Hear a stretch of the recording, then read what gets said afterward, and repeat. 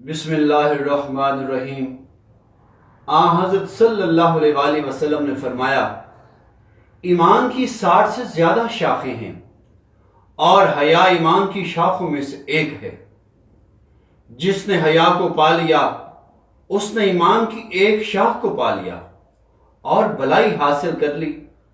ایک موقع پر فرمایا کہ شرم و حیا صرف بھلائی کا باعث بنتی ہے۔ آپ صلی اللہ علیہ وآلہ وسلم نے دوسرے ادیان کا ذکر کرتے ہوئے فرمایا کہ ہر مذہب کی ایک پہچان ہوتی ہے اور ہمارے دین اسلام کی پہچان شرم و حیا ہے۔ نبی آخر زمان صلی اللہ علیہ وآلہ وسلم نے فرمایا کہ جب تجھ میں حیا نہ رہے تو جو چاہے کرتا رہ۔ مفہوم حدیث یہ ہے کہ برائی سے روکنے کا واحد سبب شرم و حیا ہے، اور جب کسی کے اندر شرم و حیا ختم ہو جائے تو اس سے اچھائی کی توقع رکھنا بے معنی ہے۔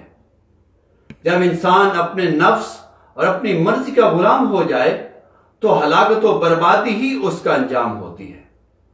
حدیث مبارکہ ہے کہ جب اللہ تعالیٰ کسی بندے کو ہلاک کرنا چاہتا ہے تو اس سے شرم و حیا چھین لیتا ہے۔ رب کائنات ہر پوشیدہ اور ظاہر پر قادر ہے، کچھ بھی اس سے پوشیدہ نہیں، اس لیے ظاہر و باطن، کھلے اور چھپے، ہر حال میں اس سے شرم کرنی چاہیے۔ اور اللہ تعالیٰ سے حیا کا مطلب تقوی اختیار کرنا ہے۔ اور تقوی کیا ہے؟ حضرت عمر فاروق رضی اللہ تعالیٰ عنہ نے حضرت ابی بن کعب سے دریافت فرمایا کہ تقوی کس کو کہتے ہیں؟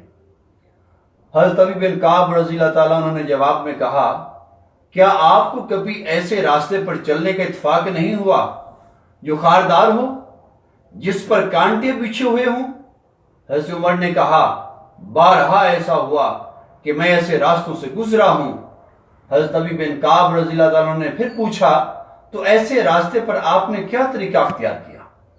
انہوں نے کہا، میں نے اپنے دامن کو سمیٹ لیا اور بڑی احتیاط کے ساتھ وہاں سے گزرا کہ کہیں میرے کپڑے کانٹوں میں نہ الجھ جائیں۔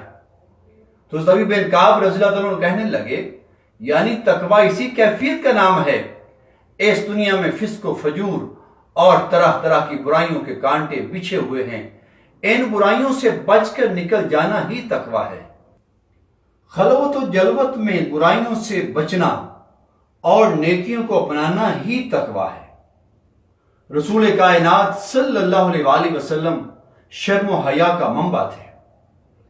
حضرت ابو سعید خدری رضی اللہ عنہ بیان کرتے ہیں کہ آپ پردہ نشین عورت سے کہیں زیادہ حیادار تھے۔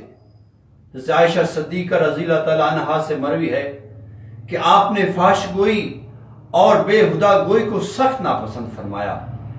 آپ نے فرمایا، اگر کسی غیر محرم پر اچانک نظر پڑ جائے تو نظریں پھیر لو، کیونکہ بلا ارادہ پہلی نظر تو معاف ہے، لیکن دوسری نظر جو ارادتاً ڈالے وہ جائز نہیں۔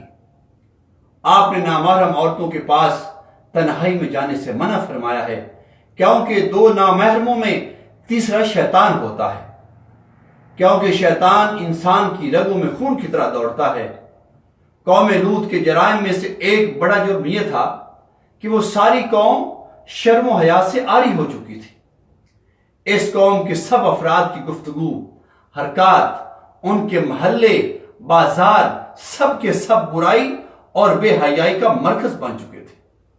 اس لیے وہ اللہ کی گرفت میں آئے۔ ہمیں سوچنا ہوگا کہ ہم آج کس مقام پر کھڑے ہیں۔